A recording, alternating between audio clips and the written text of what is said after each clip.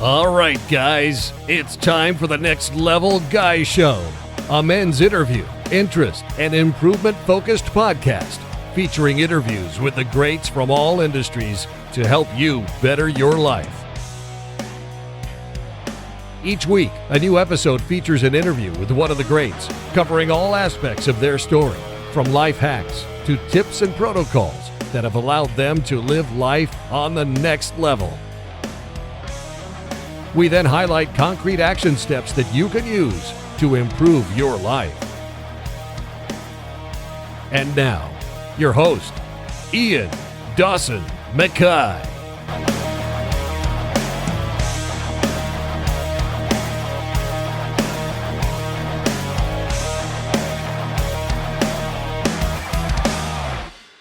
And today's guest is Yats Palat. Yats is a relationship and inner work guru who specialises in healing past trauma and reparenting the inner child. He uses his skills of psychoanalysis to get behind the curtains into people's minds, helping them discover the blocks and self-limitations that prevent them from living a life of love and freedom. His company has grown to support people across the world through his therapeutic programs and retreats. He shines a light in those dark areas where we hold on to the wounds and shame that is holding us back, and teaches us how to comfort and make peace with those emotions to live a happier, healthier future. Outside of work, Yats has an incredibly alive inner child, living, laughing and connecting with souls, and helping them love their inner children too. He's incredibly approachable and loves travel, sports, humour and play, and he wants you to live life as the real you. In this interview, we discuss how to work with your ego, comfort your inner child, remove limitations holding us back, and Yats does a real-time exercise with me that leaves me speechless and emotional. I know you'll take a lot from this like I did.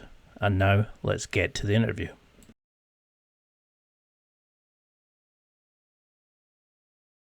Well, thank you so much for coming on. It's an absolute joy to have you come on. I followed you on social media for so long now. You've helped me shine a light on some dark bits of my own psyche. But I bet you've never had people tell you that. But for people who don't recognize the name, and you're going to get a lot of fans from this, how would you describe who you are and how you're changing so many lives? Oof. When I saw this question up front to prompt me, I always am stumped by this. How do I describe myself? Because, I live in Mexico, and sometimes the easiest thing, especially with language, is to say, oh, I'm a psychologist or a psychoanalyst, which is my greatest skill set, irrespective of qualifications, etc. But what I really like to think of myself as is an inner child specialist, someone who can help you recognize where your traumas, your challenges, and your issues are really coming from, so that in your life today, you can, by addressing the core, you can create an absolutely different result. You can show up differently than you expected. You can be much more evolved, much more elevated, and attract the life you truly desire instead of the life you're just continuously repeating. I love that. I love how you make it sound so simple, but I know it's some amazing work that you do. But how would you go about working with somebody? Like, say you had a Mm. client come in, because we always think of therapy as talking about this, talking about that. We don't really understand, probably over in the UK, as much about the inner child, reparenting, things like that. What would your role be when you're working with somebody? That's a great question. So, the best way I've found to address where people need to change is go after what they're attached to the most, what they want the most, or even what they're hurting from the most. All of those things tend to connect. So, where I go after it specifically with clients is relationships. And I'll address, and I do this on my social media, and I've gotten the knack of doing it fairly well, where I'll address certain pain points of what people are experiencing in their lives through either loneliness, through relationships, through their lack of self worth, ultimately, where it leads into. And then when they feel this pain hitting them so strongly, and they're like, holy shit, this is exactly what I've gone through. This is what I'm hurting from. And no one's been able to recognize it or recognize where it's coming from. I'll even provide a little bit of the journey of where it comes from or where it tweaks in from the mind or the subconscious. Then people finally get to the awareness that, oh my God, my relationship isn't messed up just because my partner's like XYZ or because I run away from commitment. my relationship's like this because of conditioning, of wounds, of stories I've carried for so long. And that's when they finally recognize that they need a big a level of change, and not just talking to a therapist or talking to someone to say, hey, yeah, this is what happened this week. Okay, cool. I'll see you next week. Because I mean, I've done neuro linguistic programming, I've done a bit of CBT and stuff, and it is a bit like that. You know, it's kind of what's facing you now. It's not what's actually stemming the river of bullshit that is your personality.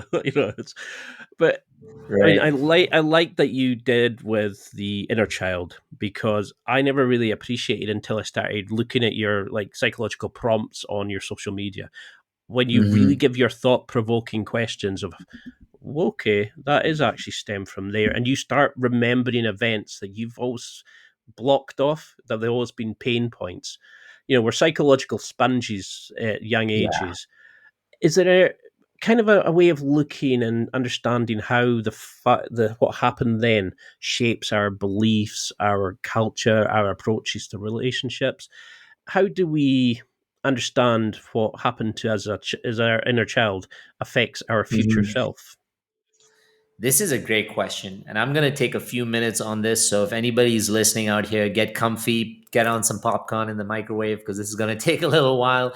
But this is probably the best part of my work, and one of the most essential things I ever learned about the human condition. So what I do is I combine neuroscience with the actual work of relationships and with trauma, so I can explain to people that this is not just some philosophical stuff that's coming to you, or spiritual stuff. This is real stuff. There's a reason why these relationships are being sabotaged or being destroyed, or people are leaving, and it's triggering you. So the science behind when we're children is, when we're born, we don't have a developed enough forebrain. That's the frontal part of the brain, the prefrontal cortex, etc. But what we do have is a very developed hindbrain. Now, this part is the reptilian brain, which is very essential for human survival, survival being a key word here. And so this part of the brain is all about, having your emotions, needing to eat, sleep, poop, cry, all the things that babies need, right? Because Mhm. that's essential for what they need at that period of time. Now, a baby doesn't need to solve complex mathematical problems. A baby doesn't need to understand what marriage is like. A baby doesn't even need to understand what friendship is like at that particular time. So, all of that stuff is gone with the lack of a forebrain. And that's also the part of the brain where the baby understands, or the child understands, who they are or what their identity is. Now, why is this important? Because you can take a brown baby and you put it with, let's say, a white baby, or any other color baby, and they wouldn't know the difference, because they don't know how to identify themselves. So everything for them is just equal in love. So the next question is, how does a baby learn to identify themselves, who they are, what they're like, and most importantly, what they're worth? And this comes through a concept called neuroception, where for a child to understand its own value, its own worth, its own identity, it doesn't know it inherently, because that's with the forebrain. It discovers it by watching how the world around it treats that child. So now you move into the next step, saying, okay, so what if this child is a beautiful, loving, worthy child, like just as they are, but they're born into a household where it doesn't even have to be that someone's abusive. Maybe the father has been through 2 wars, had a difficult childhood himself, and he doesn't know how to be emotionally available for this child. So this child now runs up to daddy and says, Daddy, love me, play with me. But daddy's so hyperfixated on work or other mechanisms that daddy doesn't know how to hug this child. So daddy shoos away this child, pushes away this child, denies this child a hug. Now, remember, this child doesn't have the developed forebrain to say, oh, yeah, you know what? This is my logical reasoning kicking in. Daddy's not able to hug me because daddy just fought Mhm. in a war and got shot in the foot. Duh, makes sense. No, the child, for them, they simply see, daddy's not loving me. There must be something wrong with me. Now, if the child comes back the second time, but daddy's reaction has changed, then in the child's mind, they're like, oh, maybe that was just a one off incident. But when you have emotionally unavailable parents, let's say you have emotionally abusive parents, you have parents who may be alcoholics, you have parents who simply just don't know how to love you and meet your needs the way you deserve them. That's as simple as it is. That's enough for a child to feel rejected. And if a parent chooses something else over this child, like let's say the parent continuously chooses work and their own value from work over loving their child, then that's enough for the child to feel abandoned. So now, as this story continuously builds up, and the child's mind develops, this story locks into what we call the subconscious mind. The subconscious mind is the part of the mind that actually drives us, drives our decisions, our actions, our choices of partner, choice of work, everything. And this information is primarily, this part of the mind is primarily active between the ages of 0 to 5 and 5 to 18. And so at this stage, if what the child is receiving is not the love that they really deserve or even expect, but instead, and here's the honest truth, is that they're receiving a kind of love, but a kind of love that the parents are only capable of. Now, this can create a disconnection, right, between what they expect or need and what the parents are capable of. And this disconnection is enough for the child to feel like I'm not lovable enough to have all my needs or my expectations met. Now, if you add to that someone who's abusive, like I unfortunately had an abusive childhood. I love my parents very much. They love me very much. But what they were capable of giving me was a projection of their own wounds and stories. So I was beaten. I was sent away to boarding school. So I had huge abandonment wounds, a dysregulated nerve system, etc. Now, to add and connect to how this connects to our relationships today, if by the age of 18 the subconscious mind is fully developed, after which point it kind of locks, kind of like a door, it closes down, so you can't really feed that much information into it, but at the same time this thing is driving your life. At the same time, at 18 is when your forebrain, the prefrontal cortex, finally fully develops. And this is the part of the brain that does logical reasoning, mathematical problems, helps identify who you are, etc. So that's why legally around the world, governments have called this the adult age, because they think by this time you're able to make adult decisions. But what Hmm. drives these decisions? What drives these decisions is not the forebrain. It's actually what's in the subconscious mind. So I have clients who are 70 years old who come to me and say, Yat, I had someone who was a psychologist and a psychotherapist, a very famous one, came to me and said, Yats, I cannot offer my clients a true solution if I'm not able to find it in my own life. Why am I continuously attracting partners who don't know how to show up for me? And I said it in one simple sentence: it's because that's what you're used to. That's the idea of love that in your own development, you got so used to, it locked into your subconscious mind. And therefore, this is something that you now use when you go into relationships to prepare yourself for. And so the brain hates change. It loves being really comfortable. What's the best way to be comfortable is to do what I know. Even if it's not good for me, at least it's what I know. And that's how we reproduce those relationships continuously. And in fact, every time you'll have someone and people come to me saying, yes, but I want love. I want someone who can show up for me. I want someone, and I'm making the effort to try and look for this on Tinder or do this elsewhere. And I say, yes, you can consciously move in that direction. But if your subconscious mind has not got the healing that it needs, that's what's going to make your decisions. That's what's going to attract your partners. Whoa.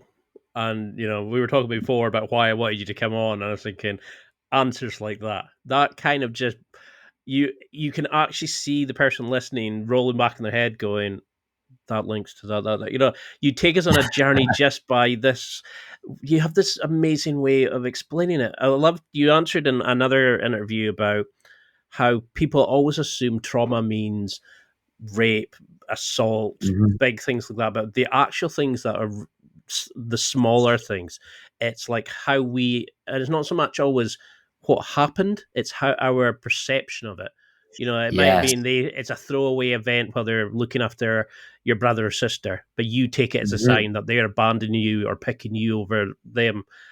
Uh, and that Wow, kind of you went, really were listening to that interview, because I used that exact example where I said someone, and just for people listening, is it's as simple as if a mother's holding a baby, coddling them close to their chest, this baby feels like my entire world is right here. My needs are met. I'm loved. I'm valued.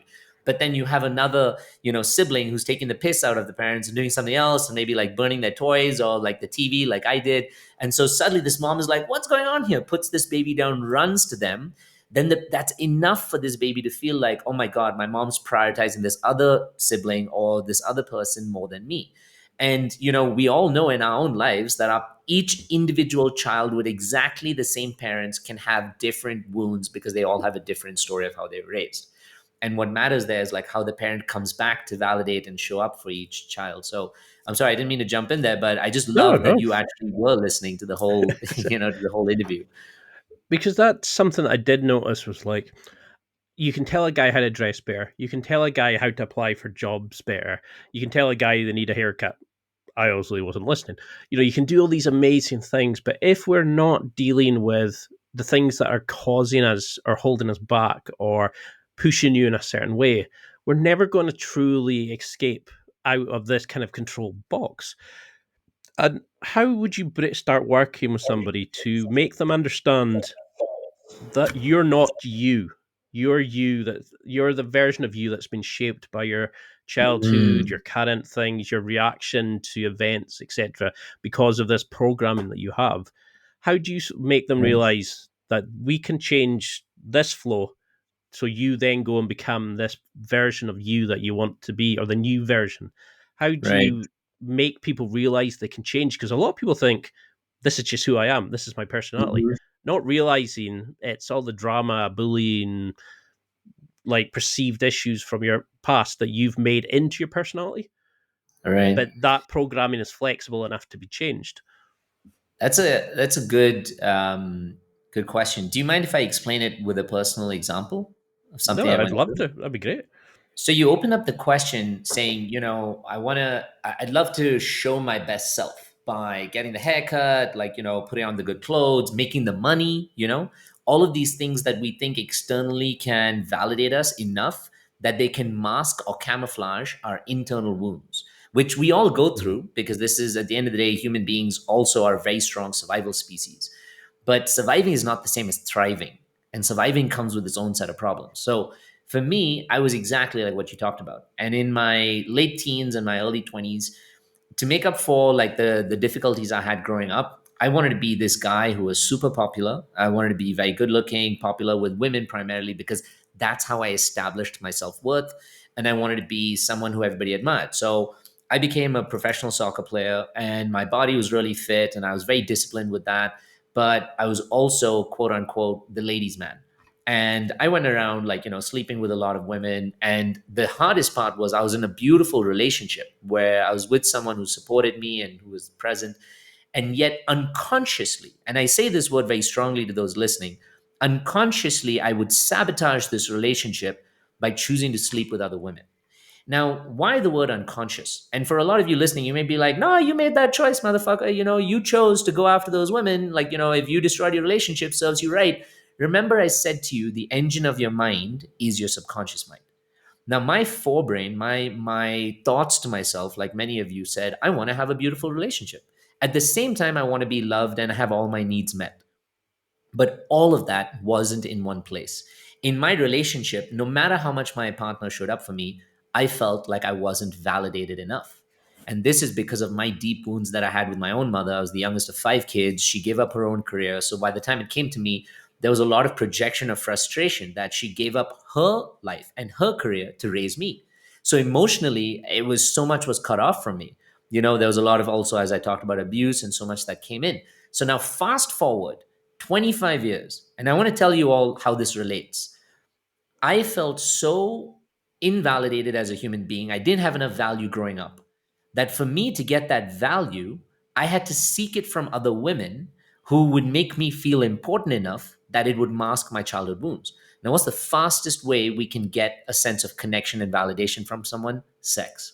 Because literally, when your bodies come together, there's so much oxytocin and everything that goes through you. It gives you a temporary sense of of a highness that, like, you know what? I'm amazing. I slept with this person. I feel really good. And so even though I had a relationship, I was sabotaging this and doing this on the side.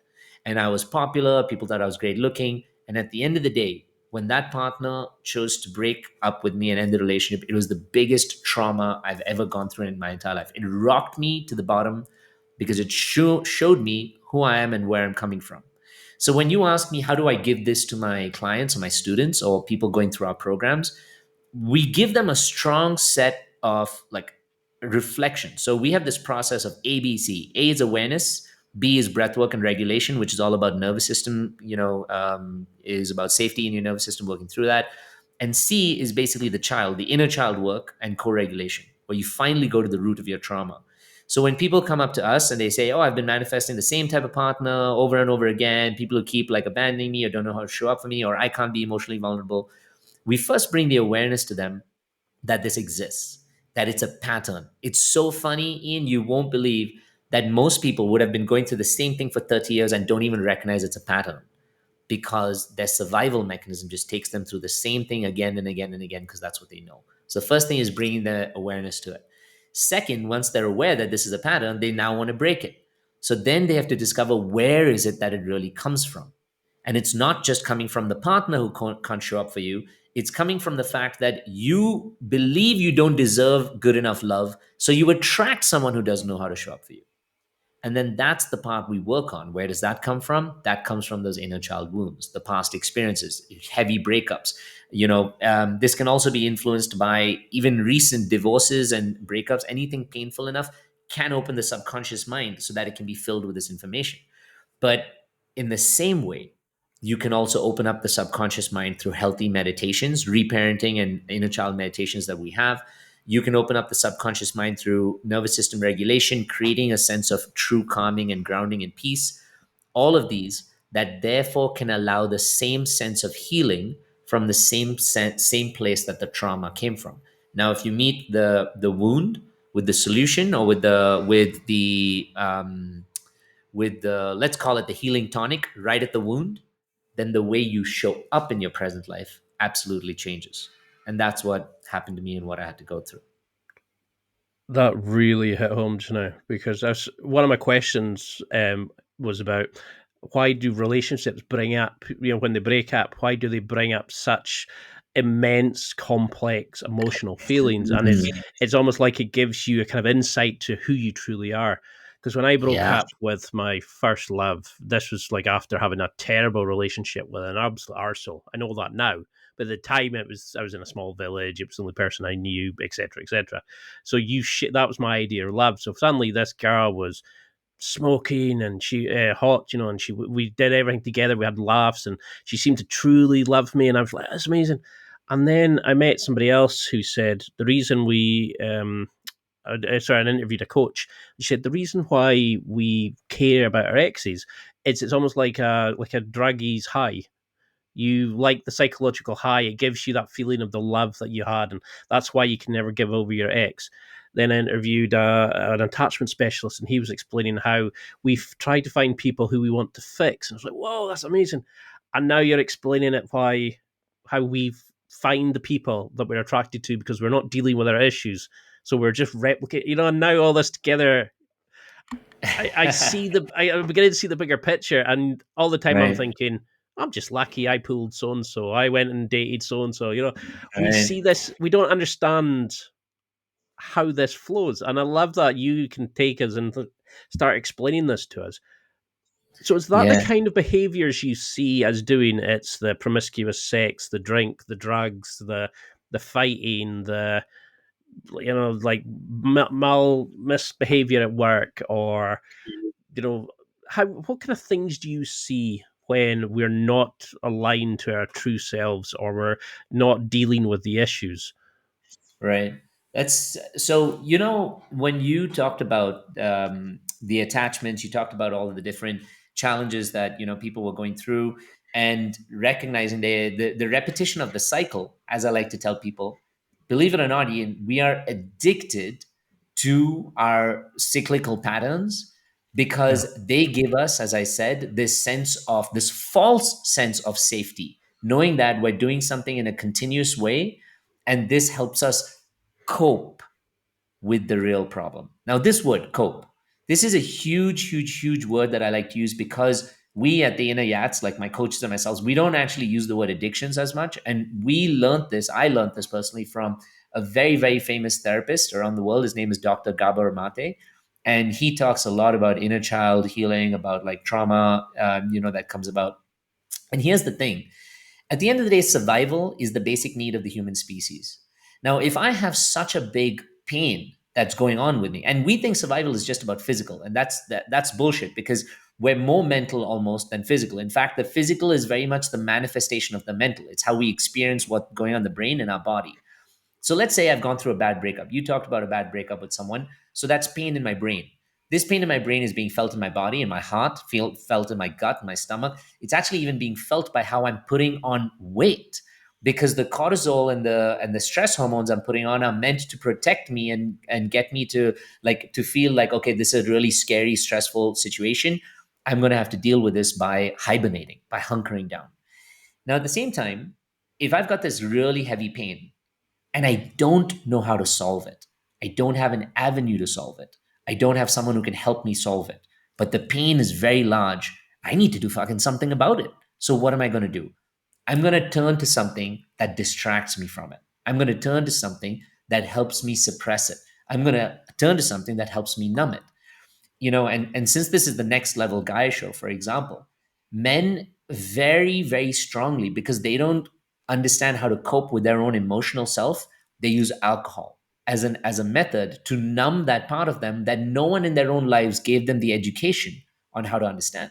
Why? Because they themselves had fathers who didn't know how to handle their own emotions, or had like a family which didn't give them a safe space for their emotions. So now these men, predominantly men, and it can be men and women, become alcoholics. But there's something really interesting that happens when someone drinks. When someone drinks, their social inhibition drops. And so what's true beneath starts to come out. So for a lot of alcoholics, that's rage. That's rage and that's anger, because they haven't found a healthy way to talk about it, work through it, and process it. For a lot of men, and I have friends, they start to cry because they haven't had a safe space to feel afraid or to feel sad or to feel soft or even talk about their emotions, because they're viewed upon as being weak. And so these mechanisms, whether you call it drugs, like even if it's heroin, and these are really dangerous things we're talking about, they give people who've gone through trauma a temporary sense of relief, a temporary sense of coping that allows them to feel like, holy shit, you know what? This monster of emotions that's undealt within me, or the monster of trauma that's undealt within me, for even a few seconds, I'm distracted from it. Now, the challenge and the problem is that not all coping mechanisms, we call addictions coping mechanisms, which are basically just mechanisms that people learn, or like from their environment, or they adapt in order to survive with their trauma. You can have really healthy coping mechanisms. And healthy coping mechanisms can be the gym, discipline to yourself, talking to someone, meditating, all of those, which help you cope with what you've gone through and heal them. Or you can have the unhealthy ones, which is abusing somebody else, taking out what you've gone through on someone who can't push back. So that's bullying, right? That's physically or verbally or sexually abusing somebody else. You can take it out in drugs, alcohol. You can even take it out, believe it or not. Like for me, it was sex. Sex was, for me, what I thought was a safer way to cope with my own trauma, because I didn't really get into the drugs as much as like maybe other people would in the same wounds, but I got into sex the same way. Now, here's another funny thing. People pleasing is the same thing. It's just more approved of by society. So someone who has the same traumatic wounds, you see them running around trying to like make sure everybody else's needs are met, trying to make sure that they're loving everybody else and they're taken care of, so that that also makes them feel safe with the wound that they haven't really worked on. So there's a concept or a term called empaths. I don't use this so much, but it's basically people who believe they're highly empathetic, which it does exist. They have very sensitive nervous systems like myself, because they're not dealing with that own problem. Instead, they go out trying to absorb other people's problems. And so they want to get into relationships, just as your previous coach said, to fix them. Because by fixing somebody else, I'm distracting myself from my problem. So all of these things are actually coping mechanisms. Some of them are just approved of more by a family or society, and so we use them more. For example, sports, or the unhealthy addiction to alcohol in sports, is, I've noticed, is more approved of in North America than it is in Thailand or Vietnam, for example. Religion is another coping mechanism that's more approved of, even the addiction to religion, in places like India or Indonesia, etc., than it is in the US. So we have to discover if I'm using these coping mechanisms to the point where it's not helping my life, my relationships, my family, or my connection, then more importantly than just saying, I need to stop drinking, I need to stop abusing people, I need to stop having sex, we need to figure out what the fuck is making me do it like this. And if I can figure that out, then I don't even need to have the coping mechanism because there's nothing to cope with. Because it's amazing when you realize what's going on, or you start trying to tackle it. Like, I mean, I'm 40 Hmm. now, and I only feel like I'm beginning to become a bit more like who I was as a kid before I Right. was bullied, before I went off, because we I went off to boarding school as well, and I was such Ah, a home bird, and I was right. I feel like I never really got over the kind of the trauma of all that. And in my head, people are like, "Don't be so silly. You only went there for a couple Hmm. of years, you know." But in my head, this was like the worst time of my life, and I think I've always acted in a certain way. I still go home probably far more than I probably need to now to see my Right. family, and it's only Nice. type place I feel truly at home is with them. And I Wow. did the same sort of thing of, I would go and sleep around, or well, try to, I would go and do stuff because it was what was expected of me, or what other people were doing to fit in, like go to the pub, and I would hate it, thinking, what the hell am I doing sitting here every Right. weekend? But I would buy tickets for a festival, looking forward to it because in my head it's going to be amazing. Never Right. enjoyed them while I was there. All these stupid Hmm. things, and now I know there'll be so many people sitting there going, "Okay, I do that. I do that. Oh shit!" And you're kind of opening them up with these Right. kind of prompts. What is that? Do you find people would rather blame other people though? That, oh, that's just my Mm. mother's fault. That's my Right. girlfriend's fault because she knows the buttons to press. Why do we live in this level of pain before we get, because we always get people who change when it's really bad, that tipping point Mm. where they have to change. Right. Why would we rather live in pain, self-sabotage, kick off, break up relationships? Why do you think people would do that, blame others, rather than just stop and go, I'm gonna look at what's causing this? Why do we enjoy pain? We almost look for it in a way.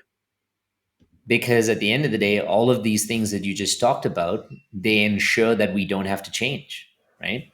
And I told you the Mm. brain hates change. In fact, it burns more calories for the brain to learn something new than for you to do what you knew old, like, what you've been doing for so long, to do it like for how many ever more years. And so, because that's our principle, we also lock into this identity. Earlier, you asked, like, why do some people say, this is me and that's who I am? Because that's what they've understood for so long, and it's easiest not to change. It's why a lot of us play the victim, where we're like, oh, somebody else did this to me, they hurt me. Even in the story I'm telling, talking about, the inner child work, it's not my mother's fault that I ended up however I did with my wounds. She did what she did with what she had, and she could just function out of who she was. Now, in the acceptance for me that she did her best, I can recognize, okay, so what do I do now? Because if I'm not going to do that, I'm going to continuously blame her for not going the whole way, not giving me everything, and I'll say it's your fault, I'm fucked up. But then at the same time, I'm not having the life that I want either.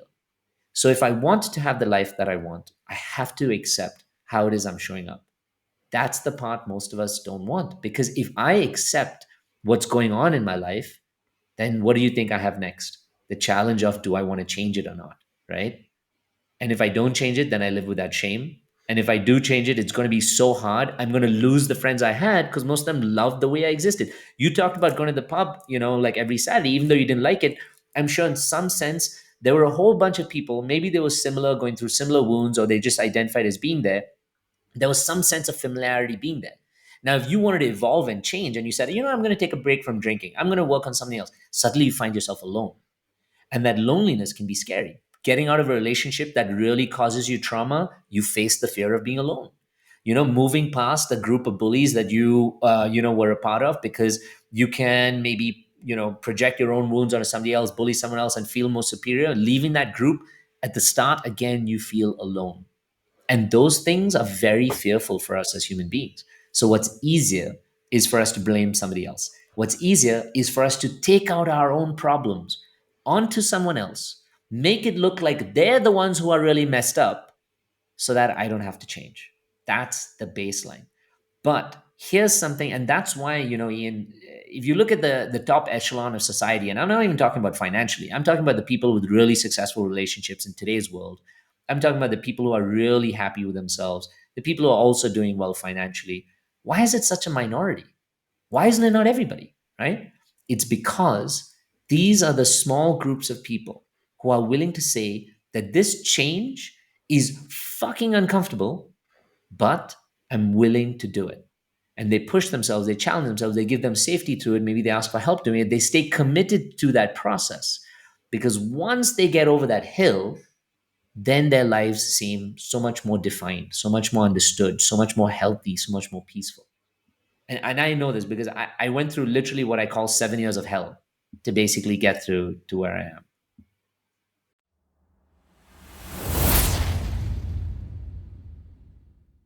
It's time for a quick break. There are millions of potential products to buy, so how do you know which ones are worth your hard-earned money?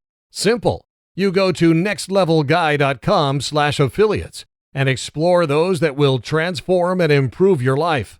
You'll find deals, listener exclusives, and special offers with some great companies. Recommendations are 100% honest and only on items Ian has tried or believes in. The companies showcased will make you a better man in all areas of your life. Simply go to nextlevelguy.com/affiliates and level up.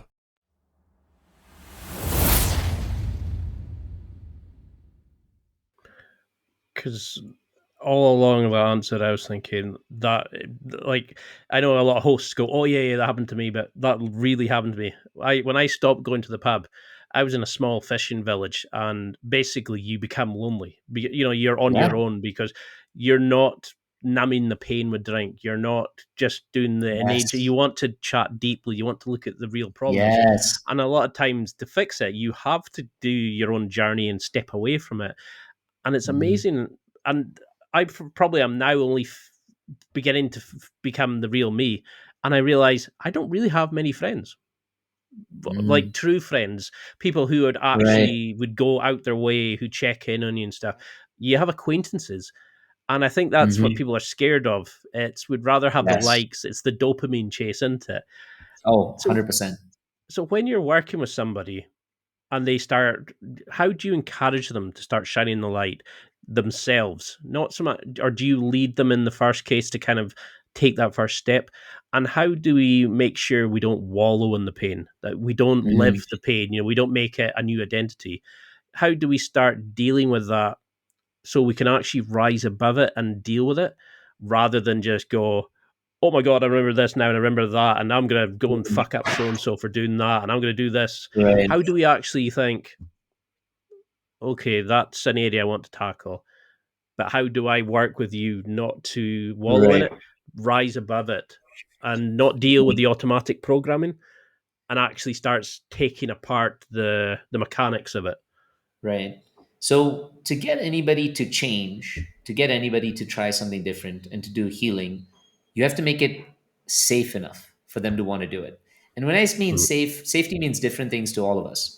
Safety can mean an emotional safety to some. It can mean a physical safety. It can mean like, just having a place where no one judges me. And you hit on a huge point where you talked about the loneliness that comes from evolution.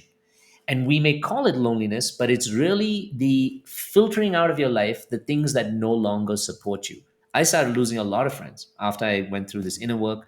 And in fact, I just like you said, you go through this place that we call the hermit phase of when you're going through your healing, where you're no longer aligning or associating with the old things that you're used to. Yep. And it can feel weird for you as well because you're like, I had so many friends, now I don't have any. And here's where a keyword called the ego comes in. And the ego is not what we think of it as, like, this cocky person or this confident, overconfident. That's one element of how the ego shows up. The ego is basically the thing that encourages your old programming, that encourages your survival mechanism. Think of it as a bodyguard who was there for you when you first learned your survival mechanisms that never wants to leave. So now you have the same programs, the same mechanisms. And when you're trying to leave this, the bodyguard's like, whoa, whoa, whoa, whoa, whoa. No, I think you might still find danger here. I think there's something going to be scary again. So you're like, oh shit, yeah, you know what? You're right. Let me just go back to what was familiar. So to be able to get the change, you have to kind of silence the ego. You have to disarm the bodyguard. That's what I call it, disarming the ego or silencing the ego. So, how do you do that? For different people, it's different things. But you hit on one huge component, which is that isolation, that loneliness. So, what we do is we take people who are going through their problems, and most of us, and this is the crazy part of my work, you can always track down the problems to three major causes: rejection, abandonment, and invalidation. So we get everybody who wants to do our work in different batches, and we put them in a group together. We call this a container. In our program called the Gauntlet, we do this where we put them in a container where for 8 weeks, these are the fixed people that you're going to journey with in this healing process. Nobody goes in, nobody goes out. And in the same process during that period of time, we get them to work with each other 3 times a week, apart from working with us, where in the psychological prompts we give them, they get to reflect on each other's lives, they reflect on what they're going through, they reflect on how this is affecting them.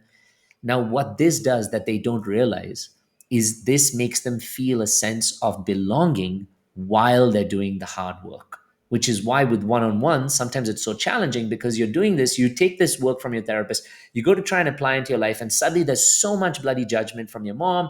They're like, you don't come back and see me anymore, you don't call me on the holidays, or you don't know how to really raise your kid, or you don't listen to me and what I'm saying.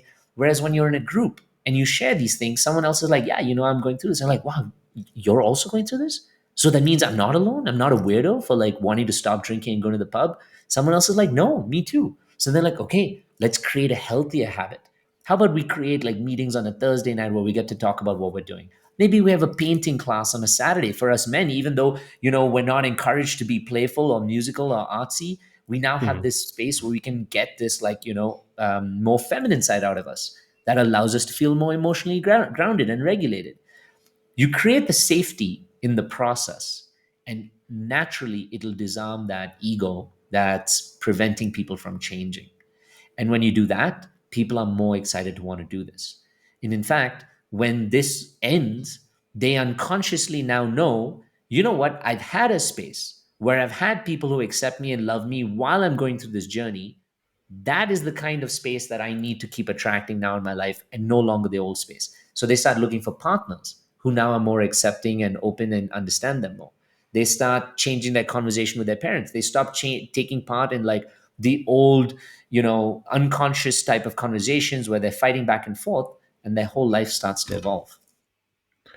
Damn, I can understand how you're you're such a good coach because you just have this way of it. It sinks in, you absorb it and understand it. I mean, is it too Thank you. simplistic to think then that all negative emotions, if you want to call them negative, like Mhm. jealousy. I mean, I have chronic jealousy about really Mhm. bizarrely people being successful in an area that I wanted to do, and if they overtake me and suddenly like a girl that I fancied started doing jujitsu on Instagram, never met her in my life, and suddenly now she's really good. Won some tournaments and stuff, and of course I'm judging the fact that I can't even go to my jiu-jitsu class with, oh well, that means she's better than me. I'm not a failure. I also then find that I self sabotage. I want to go to the morning classes, but the training partner that I went to jiu-jitsu with, for example, is no longer there. I don't know anybody there, so I'm now seeing I self sabotage by not going, even though I was good at it and I enjoyed it, because I'm now thinking the abandonment he's left, abandonment. Invalidation. I don't know anybody there. So like just for those two emotions for me, like I'm now thinking, where does that link behind me? Like this is why Right. I'm really keen to have you on because I know a lot of shit I'm dealing with, but I know I want to change it. How do I Mhm. link that two emotions to Right. like Where they reparenting, come inner from. child work? Because I think that it helps to kind of pick really deep stuff, like examples, and a lot of podcasts talk around it. I would rather throw some stuff that might embarrass me in front of the mates, but I want to fix these things. I don't want to be doing these for 10, 20, 30 years and think, what is living on a a deathbed of regret? I'd rather fix Right. this now. Is it too simplistic to think our negative emotions all stem from inner child work? No. And when I say, so two things here.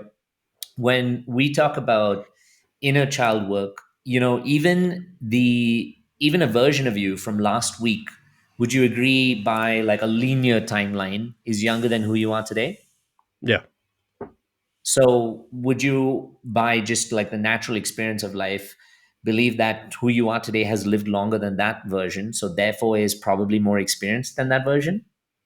Yeah, Do you also believe that the version of who you are today, therefore, can provide some insight and therefore some value to that version of who you were as you were younger? I do find sometimes I look back and I can kind of get judge and understand why I did certain things. Yes, beautiful. It's, So the principle behind this is to say that the inner child doesn't only have to be the youngest versions of us. Yes, those are the ones who are the most important for us to influence because the subconscious mind still rests with them in that 5 to 8, in that 0 to 5, 5 to 18 age. But everything we are today is a projection of that inner child. Why? Because the engine of the subconscious still drives us. So, one, to answer your question, it is not too simplistic to think that it all comes from there. That's one. But the second thing I'd like to do is, you talked very powerfully about like how you want someone to go deep, or you'd like to go deeper into these conversations rather than just dance around them. Do you mind if I take you through the journey that you just explained? And I think that could give people a lot of insight into how they may be able to apply it to their own selves, the kind of questions they can ask, the kind of way they can lead backwards. Are you no, open to doing that'd that? be fun. That'd be fantastic. Yeah. Awesome. I love to air dirty laundry, by the way. So, if it's yours, it's mine, it's somebody's. Somebody's going to enjoy it out there. Well, Okay. there's plenty to wash. It's, I love it for both of us. So let's talk about this jujitsu example. You used two examples there, and you use them as a projection of the word jealousy, right? hmm. Now, what does jealousy feel like to you? Before you use an example, what does it just feel like to you? It's just that for me, I always put it down to I've had OCD, so I put it down to intrusive thoughts. It's like an automatic program that I can be having a Hmm. conversation with you, and it's just your inner voice nitpicking at you again and again. Mm, It's like a weight on your chest. It's the right. Beautiful. feeling What is that of inner voice? Sorry, what is that inner voice saying to you while you're feeling those things which are very real in your body? in like I mean, I know how lunacy it is that like I've got a lovely flat, I've got a lovely job, but in my head I'm going, "Ugh, what's the point of trying this? Don't be silly. You can't do that. You can't get back there. It's like that nagging mother. It's like that nagging Right. teacher. It's the things Okay. we all give a name to it, but we never associate it. Right. And I think it's that thing. I know from CBT etc. that it's not you. It's your brain Hmm. throwing out prompts. But while I'm in Right. that, it's automatic. I Of sometimes course. catch myself above it. Other times I will Right. sit there and I'll be shite at work because that's Hmm. browbeating me, or I can't concentrate on Right. what I'm doing. I can be Right. in a bus and feel horrible. I can go from having a brilliant day to Oh, suddenly thinking 100%. about it, terrible. Right. So coming back to this, right? You said that it's that nagging voice that says you can't do something, you can't do what they're doing. And you identify it as jealousy, which means, would you agree that it only comes about when you notice someone else or something else doing what you may want to do or having what you may want to have? Yeah, because I did have a kind of bit of a mental blowout when I broke up with my ex, and Hmm. I heard she was dating plenty of somebody said she's Mm. plenty of other people's exes, and I think that was also that I wanted to be the guy going out and dating heaps of people, and I wasn't very Right. experienced at the time, so both of Hmm. those are probably good Right. examples of how jealousy of other people's Jealousy comes up for successes. you. It's Right. So this is good. So it's first, let's narrow down into what this really looks like for you. And you talked about where it hits you, which is perfect. We talked about that it's jealousy, so we're getting closer. Now we're saying that it's triggered by when you notice somebody else. Somebody else, you talked about somebody else hitting a certain success or having a certain thing that you may want, right? Mhm. Would you agree to that? So Yeah. if it was with the jiu-jitsu as well, you talked about, I'm not sure if you said it was a colleague, but a girl who progressed and advanced so much in this stage, correct? Yeah, I mean, she had married somebody that was a coach. She had the guy Ah, had designed a program around her because he didn't have a all these silly things. I've right. never even met this person, and I'm judging Right. my own self worth against in a Right. sport that So means it's your own personal journey. correct. So you can say now that, as you just defined for yourself, it's actually not even about the jujitsu. It's not even about sleeping with the multiple partners. It's about having something that comes with that. What do you think you would achieve or you would have if at that time, for example, you had slept with the multiple partners and everybody thought that you were like the cat's pajamas or you were like the person, the ladies' man? What do you think you would have felt? To be honest, I probably would have ended up blowing up the relationships because I was not physically, mentally ready, Don't emotionally ready. I would Right. have felt Don't Let's great. not go there yet. I want to think of what are some of the positive things Ah, you would have felt by being that. probably the confidence of doing it, and Mm. probably Okay. the I don't know, maybe going along the journey. So I would have felt a bit more kind of evolved, a bit more kind of Hmm. knowing who I was, and that kind of looking back, I could use that as a stepping stone for the next Okay. thing I Don't want think to go. about the next stages. I was thinking about if you were that person today, how would you view yourself or what are some of the pluses you would get? So maybe I can guide you a little more. You said the confidence, right? If you Mhm. were considered someone who slept with multiple people, you'd feel confident enough to approach different people and like, to court them and whatever and, have some sort of partnerships with them. Yes, that requires a certain amount of confidence, right? Mhm. Does that require a certain amount of extrovertedness also to be able to go out of your shell to do something? Correct. would you Definitely. say would you say by doing that you would also gain a certain kind of approval, maybe from your peers at that point? We're talking about you at that age. We're not talking about the evolved you. We're talking about you at that age because that's the example you brought up. Would you talk about at that age, if you were that ladies' man who had slept with those multiple people, you'd get a certain kind of approval from your peers, from your Oh, friends, from everybody else? Yes. You see how yes. naturally this answer came to you. I barely even needed to finish it, and you were like, "Oh yeah, I can see that." Correct. That that's how Now, you were judged at that age, yeah. right. Beautiful. So let's take this example and let's put this one aside for a second. Now let's use the jujitsu example. And I don't want you to think about it from an evolved man or an evolved being perspective. I just want you to think about it from a small boy who wants to achieve these things. So let's say you were the young Ian, you're a small boy, you're a young, version of you that you know of that wanted to achieve this jujitsu, validation of having these belts or achievements. What do you think he would have felt if you had gotten all the way with that?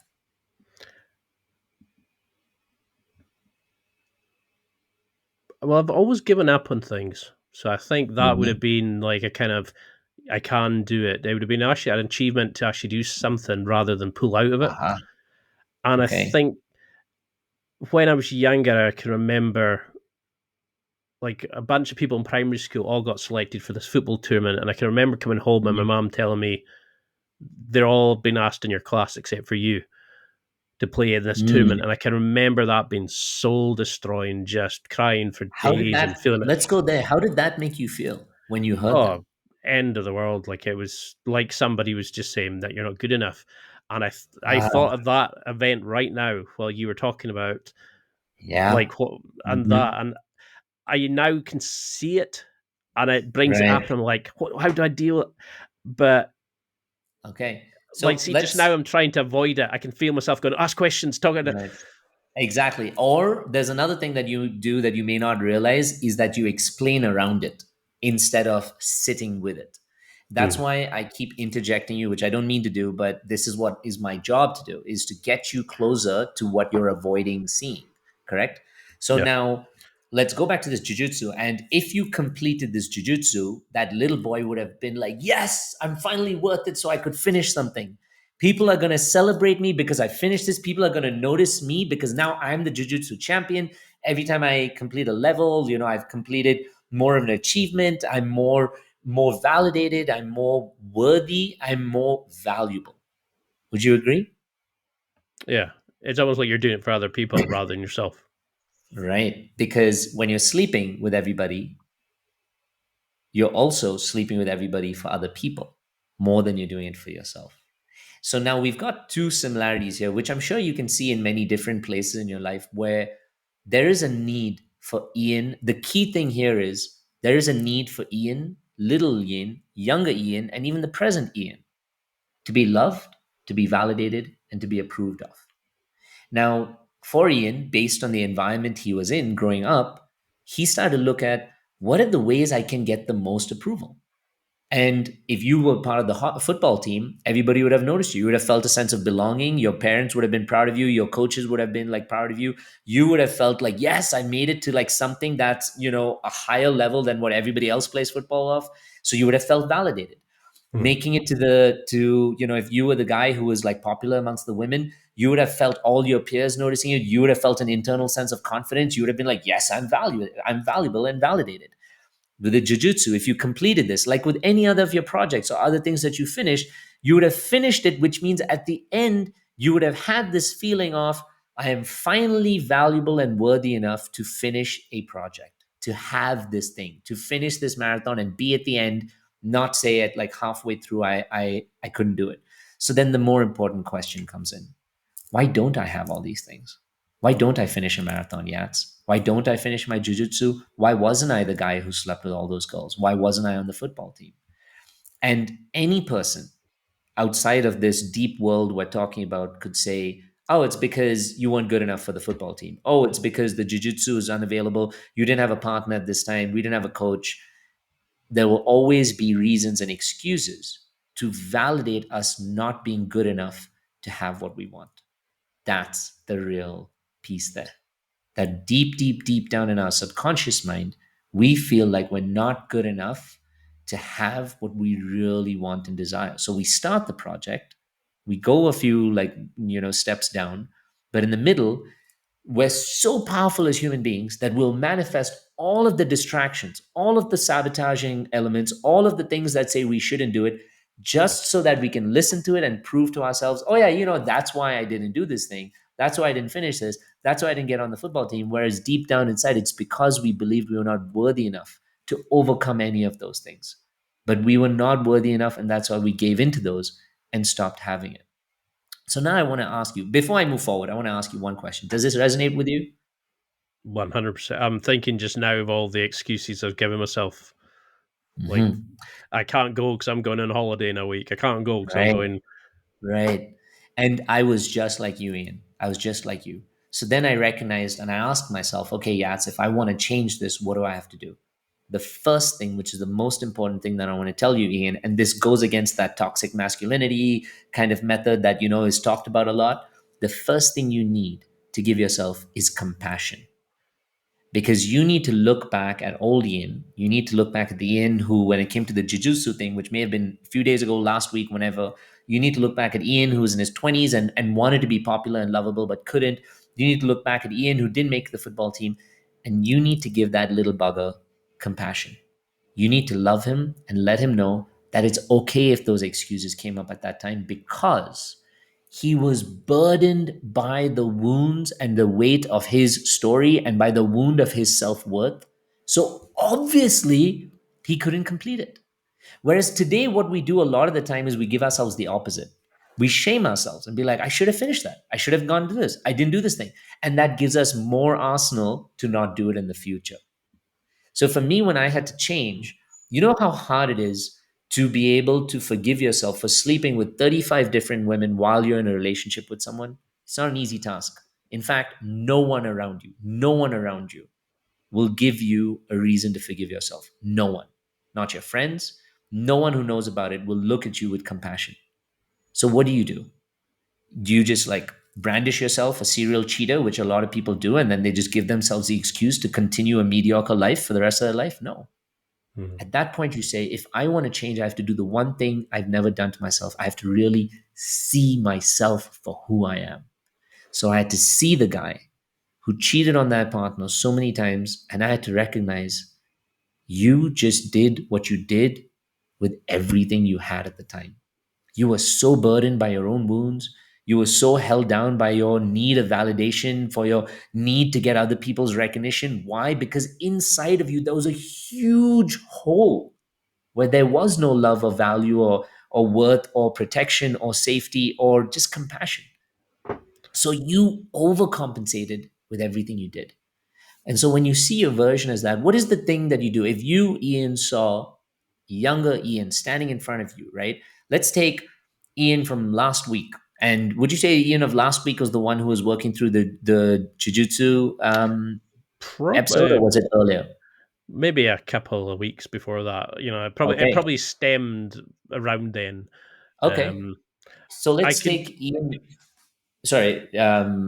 You were Oh, saying? sorry. I was just gonna say I can see how like I'd be the Joker to fit in to appease people, but then I can also see all these self sabotages in other areas for other Right. examples I could have used, and now I see how these, to me, what sound silly incidents or small parts of my life, are Mm, actually all stemming, like you said, from these three yes. areas. They're It, all connected, man, to those three wounds. So I want you to do something with me right now. Mhm. Okay. I want you to see Ian of 3 weeks ago, who was combating this jujitsu issue. You see him, he's wearing his jujitsu costume, whatever else. He's younger than who you are today. But on his shoulders, I want you to consciously see a huge boulder, a huge boulder of invalidation, of unhealed wounds, and of a lack of self acceptance and love. I want you to see a huge weight on his shoulders. Now, this weight is crushing this Ian. But this Ian thinks that to cope with everything, he has to go back to do jujitsu. He has to go find something else to get his value. He has to start another project, which maybe he'll stop.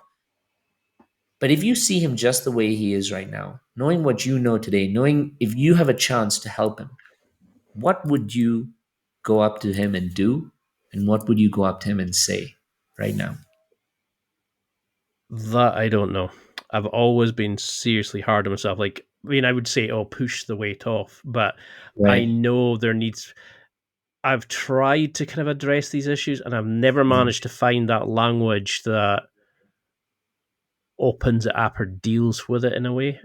Is there kind Right. of So how would you fight? How would you find the ability to be compassionate to yourself?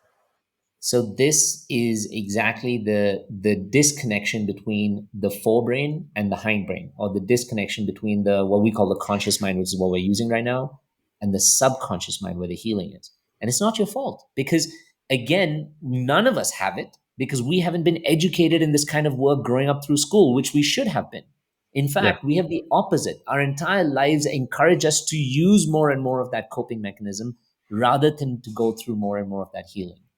So I'm going to help you with this language, okay? Because it's unfair for me to expect you to have an answer in the language you'd use. But to do that, I need you to shut off your forebrain so you can live more in your hindbrain. This means I need you to close your eyes right now. You willing to do this with me, Ian? I think Yeah. this will help a Go for it. lot of people, okay? So I want you to close your eyes. Hmm. I want you to plant your feet on the ground, okay? I want you to sit back and relax. And I want you to just breathe with me. We're going to breathe in through our nose for about 4 or 5 seconds. And we're going to breathe out through our mouths for about 6 to 7 seconds. So I want you to breathe in with me, 2, 3, 4, and breathe out. 3, 4, 5, 6. Breathe in through the nose. Nice, beautiful, big breath. And breathe out through the mouth. Breathe in. I know we're on a podcast, but I want you to let go and breathe out. Trust that this moment is for you and you attracted it right now. Breathe in and breathe out. Allow your shoulders to relax, your chest to relax a little more. Breathe in, nice, beautiful, big breath. And breathe out. Nice and easy, relaxing your belly, your back, your shoulders. Breathe in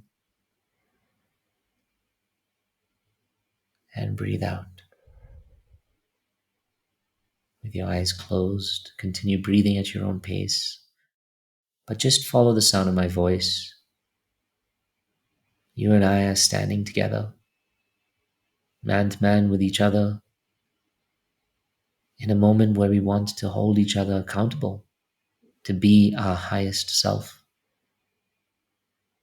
I stand in front of you and I see a man who deserves peace, a man who deserves so much acknowledgement, a man who deserves so much of his own self-love, understanding, and something called compassion, which is just a warm hug, which is just an embrace, which is just being listened to,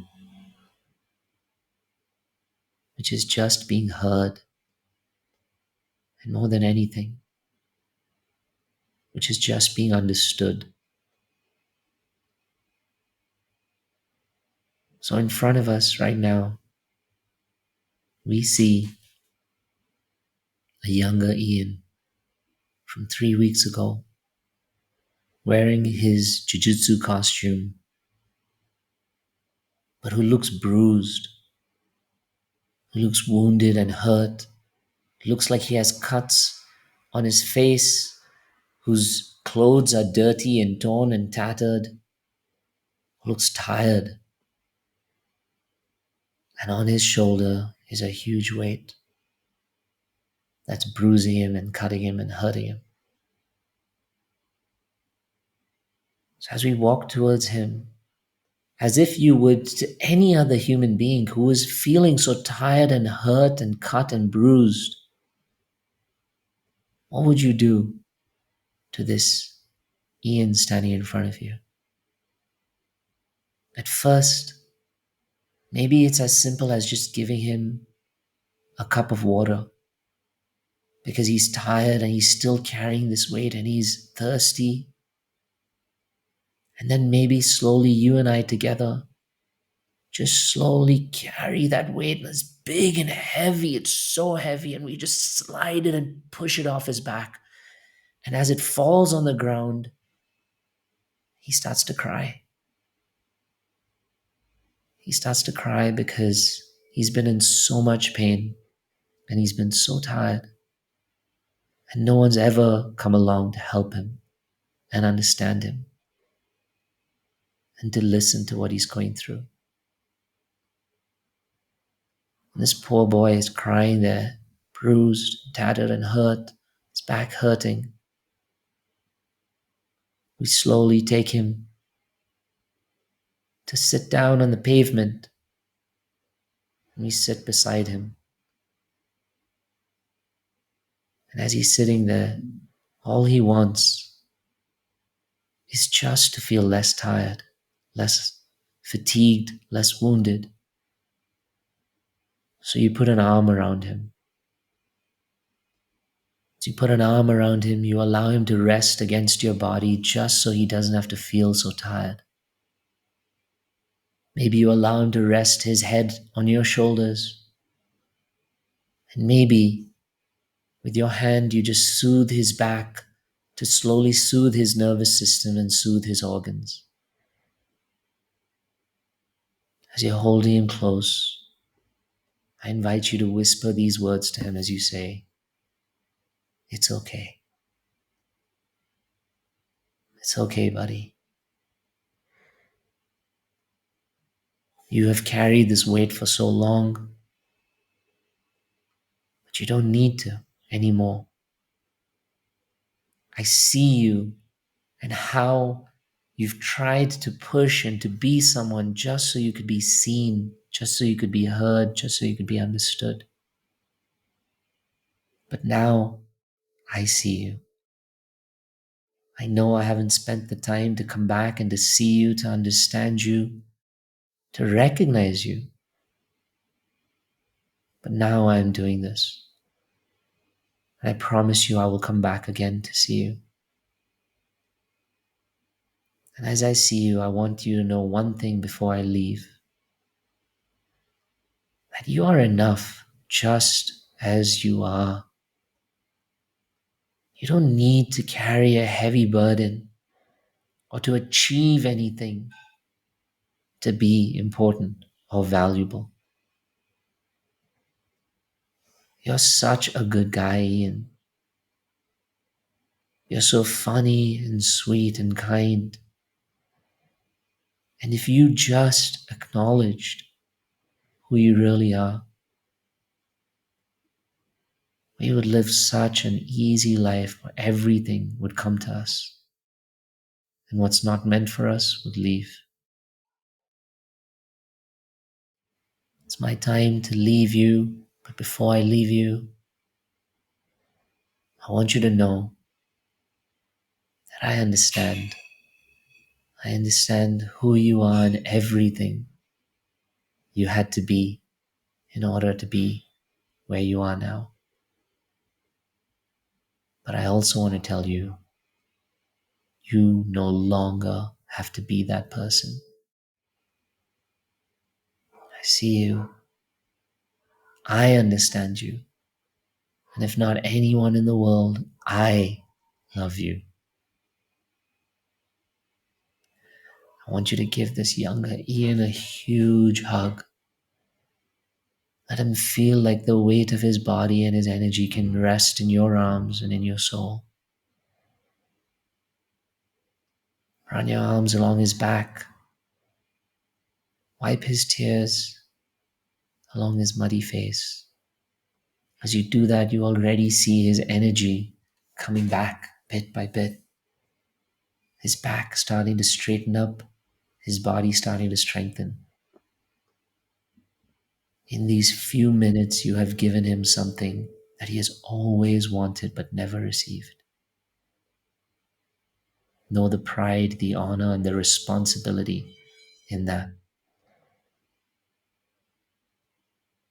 Now you slowly start to let go of this Ian, and both of us are now walking away bit by bit, and he calls out to you. He's like, Ian! And you turn back, and he says to you, when I'm scared, when I'm wounded, when I'm afraid, will you come back again? Just those words make you feel the power and the pain both in your heart of how all this guy has been wanting is just your time, your energy, your love, and just to be seen. You wave out to him and you say, I promise. And we both slowly turn around and continue walking as everything fades into the dark. I'm going to count backwards from 3 to 1 as I slowly bring you back into this present moment. That was pretty amazing. You How do you feel right a now? lot lighter. It's Mhm. halfway through it. I could feel my brain going, make a joke, think of something, don't do it, I could see and that. I could actually feel myself welling up a bit because I was thinking I could visualize. Oh, where was it? I could visualize the football one, and I could remember that, Mhm. and I could, and it's Beautiful. that moment of being vulnerable. It's kind of like, oh, is everybody looking? And then suddenly you just go, close Yeah. your eyes and switch off.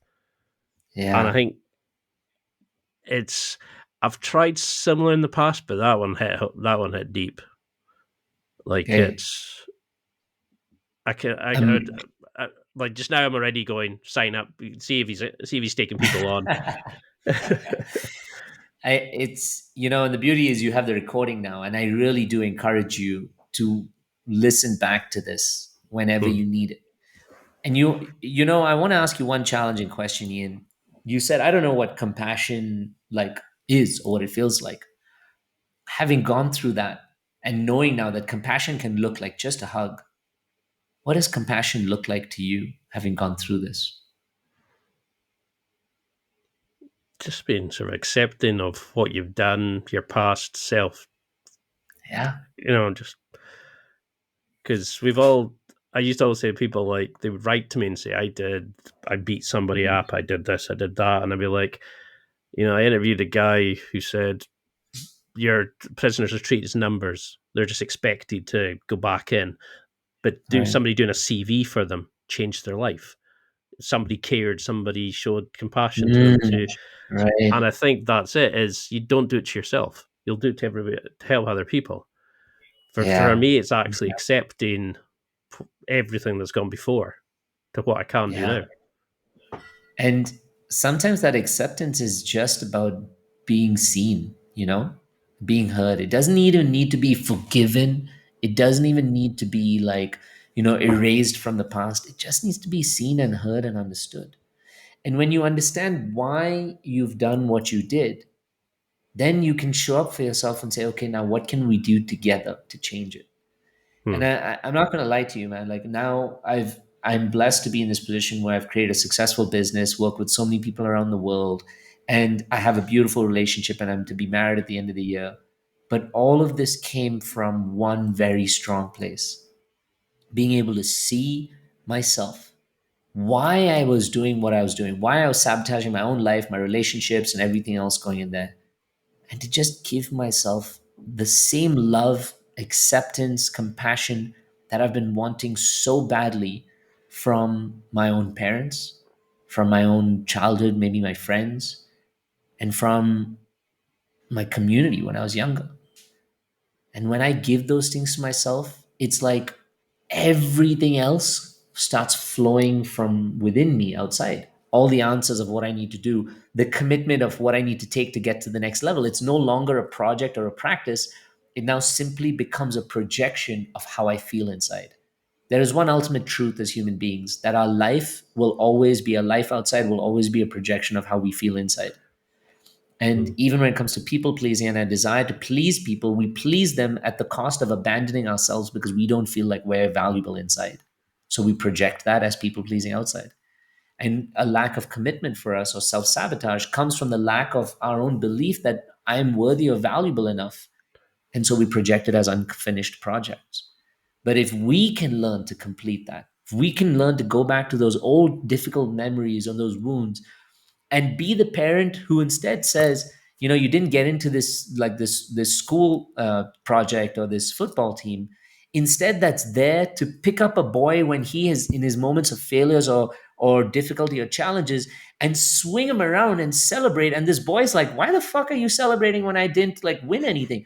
Because you are worth celebrating just as you fucking exist. And Hmm. I want to show you that, and not show you that only when you succeed will you be celebrated, only when you fail will you be reprimanded. That changes a child's life completely. That changes an adult's life completely. I definitely feel lighter, like it's kind of opened up that well. It's started to kind Mhm. of bring it. So how often would you do that? Like, is that like a nightly thing? Is that a weekly thing? And then do you journal off it? Because already just now my head's throwing out prompts Right. and Questions and thinking, thoughts. Right. yeah, how what do I start doing with this as it comes up? And Right. should is there a way to recover from it, or is that part of the thing that you have to finally feel it to actually The deal with it? There is something important called brain and heart coherence that happens in the human experience, where even if you try and visualize something, if you're not feeling it, it will be an incomplete experience. Which is why a lot of us want to be rich, but we don't believe we can be rich. And so therefore we're not rich. We'll sabotage.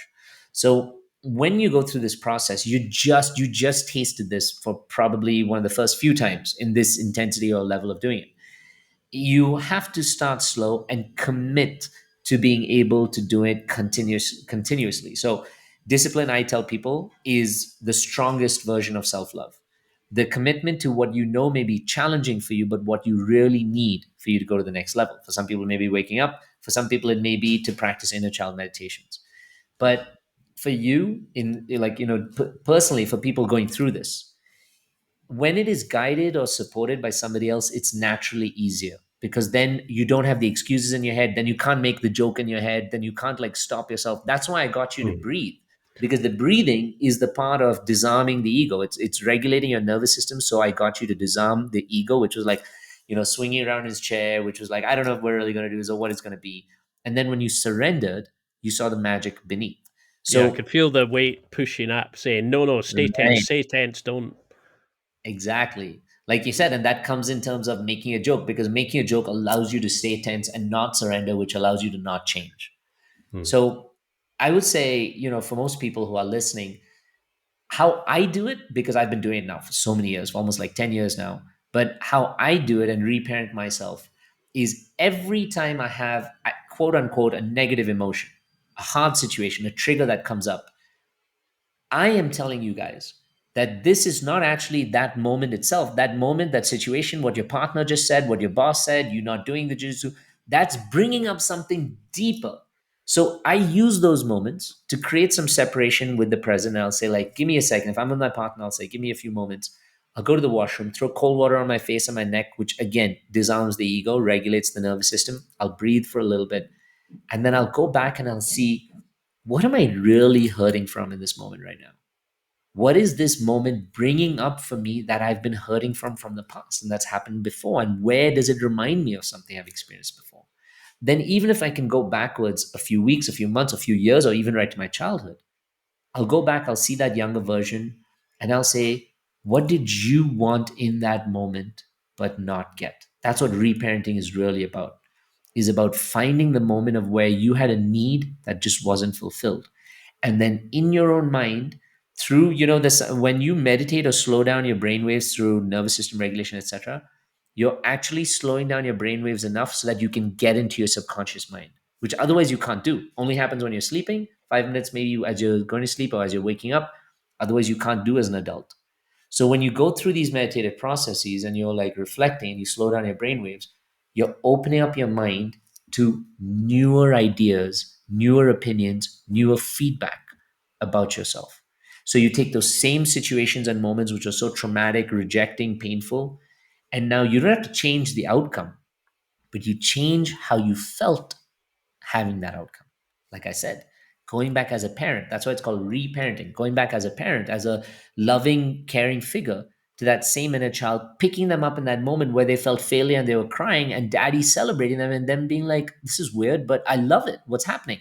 Then this child starts to feel more soothed, starts to feel like, you know what? I can fail in life, so I'm going to take chances. I can fail in life, so I don't have to be perfect. I'll do it the way I believe and love and like express. Hmm. And that changes how we live in the present moment because it influences our subconscious mind and our hearts, as long as we're feeling it in the body as well. I feel like that scene in Fight Club, the movie, where he Right. goes to the self-help group and it's the first time he's finally let out his emotions, and he Yeah. sleeps. Like just now, I've got massive black bags under my eyes because I'm not sleeping right, and I feel like I'm Mm. actually able to. I finally let go. Like I can finally just Yeah. chill and relax. And we obviously never talked about doing that, and I was just kind of like, oh yeah, okay.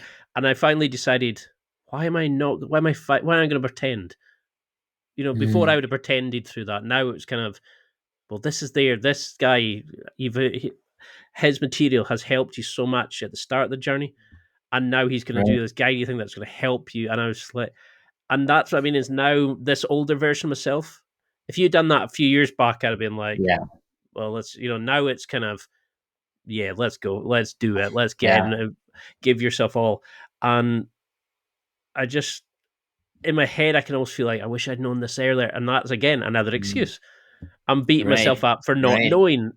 I'm trying to just Right. find something to justify, and Right. it's when you start looking at that, you're like, whoa, this is incredible.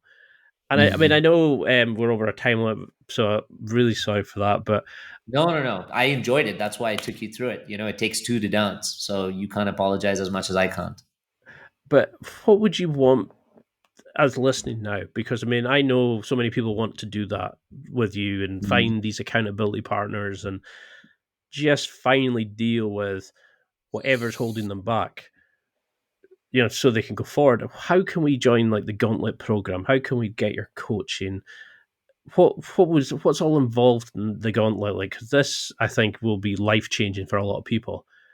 But Mhm. how can they find out more information about that? What do you just on that kind of thing alone? Is there anything like other services that you offer that people can pick up? Because I know a lot of Mhm. people are going, "Wow, I want that." How can Right. they? How can they find that for themselves? Well, the Gauntlet is a powerful 8 week program that's gotten really successful for us over 3 years, and so much so that we've expanded to also doing them in England, and Europe, and we do them. All of them are online, Hmm. and right now we're currently running some batches for like English students or UK, participants. So you can find out all the information that you need on. We have a website called thegauntletexperience.com, and on that website there's all the information, and actually there's even testimonials of people, like real life stories where people are crying because of how much of change they're seeing in their life. Those are real videos on there, and there are stories about what it's actually about, and that's how you can apply. But we qualify our participants for the gauntlet. We want to make sure that they're willing to do this work so that we can put them in a container with other people willing to do this work, so that we can guarantee a much stronger result than just saying, hey, we want your money, you want to do this work, come in, like, well, let's take you. So Yeah. that's why we have a qualification call with a member of our team, and then they qualify a candidate and they come in.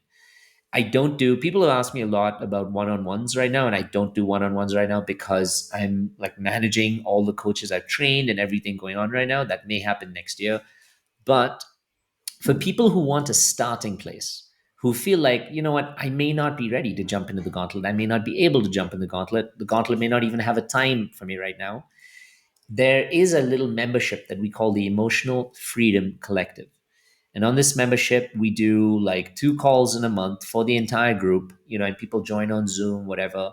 And they're based on different topics that support them in their healing journey. Last month, the topic was coping with heartbreak, the tools that can help you cope with heartbreak. Before that, it was about how to understand your father wound, the wound that you have with your father that you may be projecting into your partners and attracting certain relationships, affecting your own masculinity, femininity, etc. So each month there, we have a certain topic, and then when people feel ready enough, they can take the step into wanting to go to the gauntlet. All of that information, really, you can also find on my website, which is theinneryats.com, or people can find it on our Instagram. And I would recommend people tune into our Instagram if they haven't already, because that's where we put a lot of our value out there, which is free for people to see and consume. And there's a link, the link tree link, where they can get information about the different products, different like journeys they can have with us. And what do we do once we start this journey? After, because I could feel that you were pulling out the cork to let some of it out. And I know that as I do this more and more and more, it's going to come out and I'm going to change, etc. But how do you focus your students to then go forward to say, this will come up, you'll deal with this, but I want you to do this as the newer version of yourself. I want you to focus on this. Do you have plans of how they do it, or do you just kind of let them realize, like, accept and give compassion to who they were, so they can go and find out who they want, who they truly are going forward? Or do you have plans? So the journey is constructed so that it can take people through the process of starting slow and then getting into those big wounds, and then recognizing how the wounds show up for them in the present, finally getting to a place where they can design the future that they want. And that comes like right towards the end of the program. So I know it seems scary or challenging for a lot of people who want to come into it, but it's a catered program for 56. It's like going to rehab for the mind. And for 8 weeks, for 56 days, there is enough of that support. We have like a whole bunch of coaches in each program who'll support everybody through the journey. You have a certain amount of homework, but continuously we encourage people to know that the journey is very individual as well. That some people may have like certain revelations early on, some may have them later. But at the end of the day, it is taking you through your own process of healing, disarming your ego, changing your patterns, and getting to be like the version of you that you really deserve to be, honestly, without all the layers of conditioning and everything else. I tell people that doing the inner work is not like becoming like Superman or Superwoman or anything like that, which is so arbitrary also. But what it really is like is that, imagine that each of us is born pure. We're born like a beautiful light. And as you go through life and experiences and conditioning, which is basically, our parents' opinions that are projected onto us, society's opinions and ways to be projected on us, each time something happens, there's a blanket. that's added over this light. So with a bad breakup, there's a blanket. With, bullying or something in school, there's another blanket. Traumatic experience somewhere else, blanket. Ultimately, to a point now where we are is all we see is the blanket. We don't know that there's a light underneath. So what we're trying to do now is we're not trying to become some invincible beings. We're taking off those blankets by doing this therapeutic work one step at a time, bit by bit, taking off each blanket that doesn't need to be there anymore and doesn't serve us anymore, to a point where slowly we start to see the light shining through a little bit. That's what you're talking about. Like, you now at 40, you're making different choices than you would have at 30. You're seeing the light coming out a little bit. And as you take off more and more of those layers, you can finally see that light shine. And living when that light shines with that light is an absolutely empowering, magical process for a human being. It's so invigorating, the life that you keep creating, because you're in love with this life and in love with that every day. And is that what you want people to take from this? That they can change, that they deserve to be happy, healthy, compassionate? Yeah, that's, as you're saying that, it's weird because it's bringing emotions to my surface and bringing tears to my eyes, because I think it I should, think one of because my most, you're letting people find themselves again. yeah. And the reason why it makes me feel so emotional is because I know what it was like when I was living from such a wounded, conditioned place, where I was living a life I thought would have been a good life, but led to like no joy and satisfaction for myself. And I know how difficult it was. Sometimes even to just wake up every day, sometimes to work through a heartbreak. And I know how good it feels now to get to this point. And when I see people, I actually see a reflection of myself. And that's why I want to offer them what I know and who I am and what I've gone through. Nothing I've ever taught is something that I've just got out of a random book, or that I've just believed some like weird thing out there. It's things I've practiced and seen. And I want people to live with that same level of love, integrity, and self acknowledgement, because they deserve that. And you know what? Maybe it's also a little selfish, because if they live like that, imagine how beautiful our community, our world would be, our education would be, our systems would be. So fucking amazing. And maybe there's a little bit of that selfish interest that's in there to say, I also want the world to become a better place so I can love living in it even more, Yeah. because that's what we all deserve. But I mean, to take away all the bull and all the drama that people have built and let hurt them and shape them, you're letting people find who they truly are again, and Yeah. that is beautiful. It's amazing. And just going through that 2 minutes with you, I realized there is a completely different Ian, not the one I'd Yes. like to think I am or who I'd portrayed to be. There's that little boy again that you need to find, and I know you're going to change so many Yes. lives, and that's why I wanted to have you on. 2 minutes on your Instagram, I was like opened up so much different areas of darkness to look at. Yes. Can you just quickly go back over your sort of social media handles? So your Instagram Mhm. was at the Inner Yachts. Yes. The Instagram is at the inner Yats.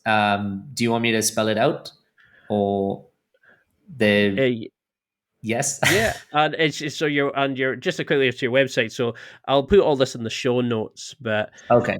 Beautiful. is Yeah. there any sort of other things apart from your link tree on your Instagram? And you've also got the Gauntlet. Is it the Gauntlet Yes. Experience? The Gauntlet. Yeah, the gauntletexperience.com. So on our homepage, there's different tabs that'll take people through where they can, work with us, whether it's the Gauntlet, the retreat, whatever. On our Instagram is actually probably like that link tree that's in there, probably has more defined links of what's available. There are some free courses also that we offer on there, just for people to like initiate the inner work. The membership offer is also on there. Same things on the website, but it's the inner INNER, and then Yats YATS. That's what we go by, and it's because it was meant to be a version of the inner child. And I was like, who's my inner child? It's baby Yats, so I'm gonna throw him in there. I'm gonna make it Well, the inner Yats.